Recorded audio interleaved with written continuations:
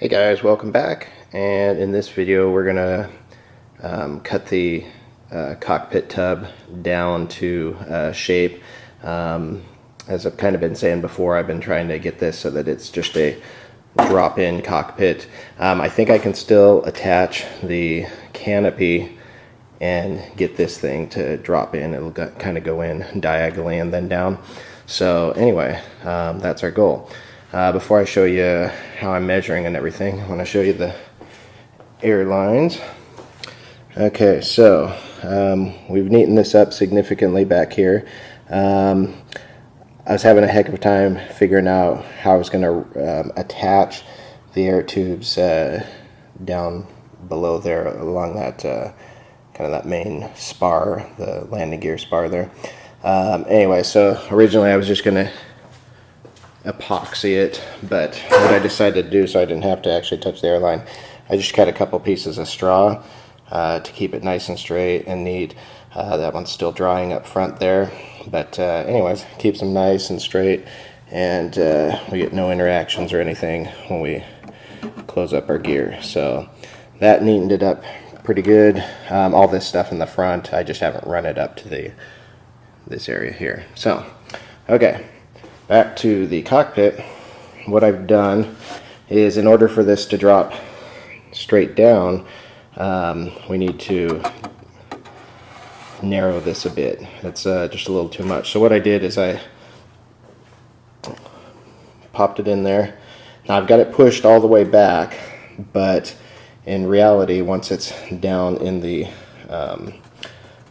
fuselage itself, it's actually going to be forward a little bit, but by pushing this back and lining everything up like this, it'll be probably a little bit wider than what we want.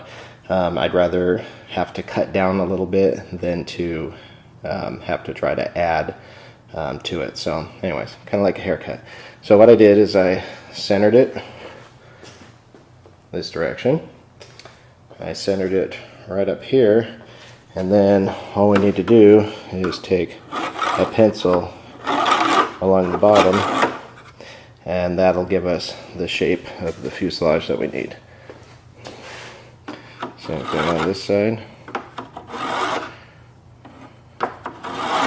Okay, and then that'll give us some marks here. I kind of tried doing it with a Sharpie, so I don't know how neat this is going to be, but anyways, so kind of see we got some lines there, and we got a line there. So let's go ahead and cut this and get her done. Okay guys, as usual, anytime you do this kind of stuff, especially fiberglass, be sure to wear a face mask. So there we go.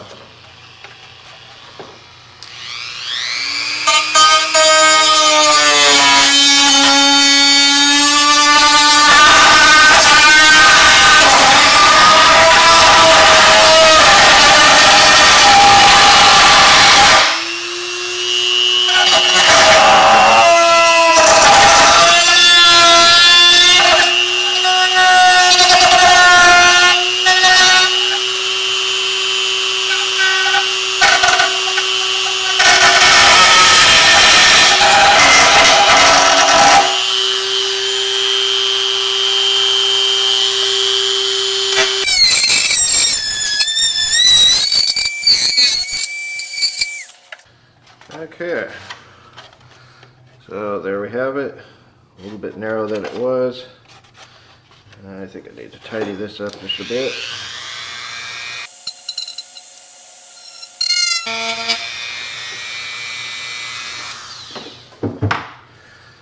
Okay, and we'll take a sanding block to straighten the edges up a bit.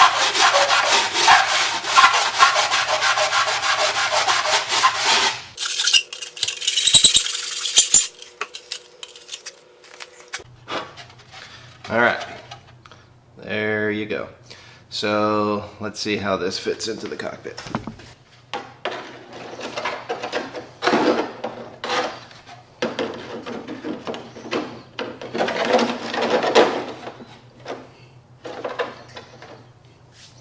Alright, this thing's still going to be a little bit tough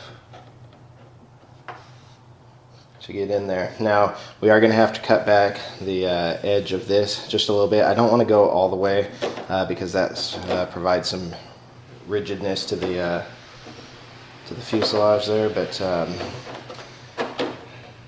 see, if we have our canopy here, we need to make it so that it just pretty much drops in and then goes straight down. So it's gonna be a little bit of finesse here to make that happen. So let's see.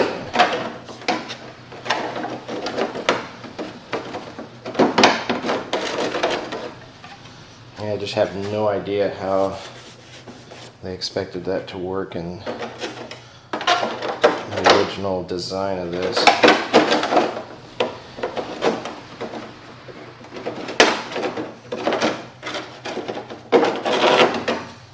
Yeah, definitely going to take a little bit more work for that. So, alright, well, let me play around with that. The other thing that we'll have to figure out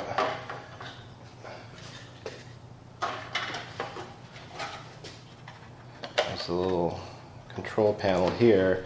That's got to fit in as well, and normally it lips onto that. I don't know if you can see it there, but there's a little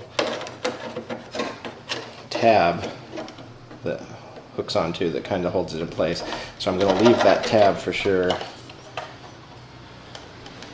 But it's kind of a difficult operation.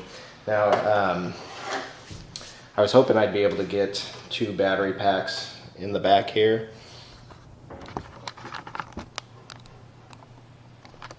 Back here, but the way Gunrad's done it, if you look over on his forum in RC groups, is he's got all 3 4-cell packs right in this area here. So we're going to need to be able to get into there. So I'll kind of mess around with this for a little bit, but and I'll show you on the next video what I've come up with. But yeah, definitely not as nice and easy as I'd hoped.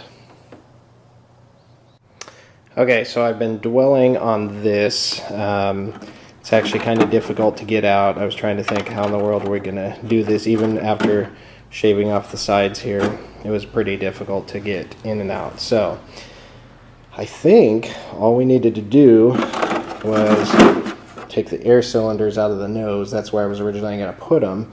But I think I'm going to actually put them right back there. And then that frees this up to where if I make just the actual control panel removable, we can actually push this up to get access to all of our batteries and air lines and all that fun stuff. So, and you can actually, even with the ejection seat in and everything, you can get this out a lot easier. I mean, so much easier.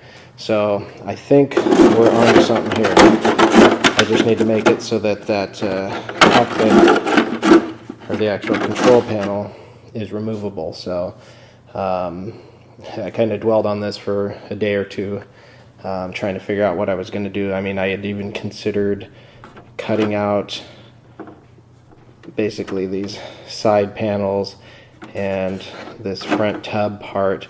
And basically I was going to glue those into the cockpit permanently, and then just this floor and this back panel with the seat and everything, that would have come out. So, but thankfully I didn't have to do that. That was kind of a dumb idea, but I was running out of ideas, and basically it was just getting rid of those nose cylinders. So that is the route that we're going to take. So, and just one more update. As I was working on this step, I noticed something was goofy here with my airlines. I actually had one of the door down lines on one side connected, and then it was connected to the door up on the other side. So my doors one would have been opening, one would have been closing every time I flipped the switch. So I guess I just got the lines confused. And I'll probably get some criticism for using the same colored lines throughout the entire airplane.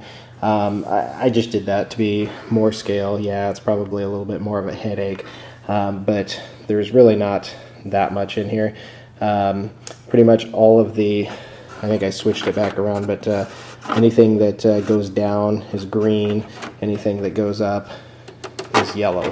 So if you look over here, when you come back into the cockpit, you can't really see the colors because it's too dark back there, but anyways, you can just track it down. And I also made it so that if I need to troubleshoot or anything, I've got all my T's and everything relatively close and easy access. I'm just going to tuck them in there. And like some of the other people, well, Gunrad in particular, I think I'm going to go with 3 4-cell battery packs, and they're going to go right in here above the inlet duct. So just want to let you know where I was at here. I know that we were continuing on the cockpit here, but I had to take a couple days and try to figure that out. And it was something just as easy as taking those air cylinders out. So like I said, if I just remove that control panel, I can actually just slide that forward and have access to everything. So I'm kind of happy about that. I bought a little compressor.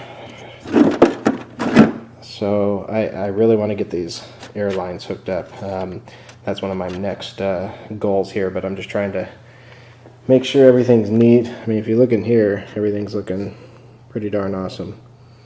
So very neat, very organized. All the disorganization is going to be in here, and I don't think it'll be too bad once we get everything tied together. So alright, I'm going to go ahead and post this video. And we'll see you back in the shop here, and we'll get going on the rest.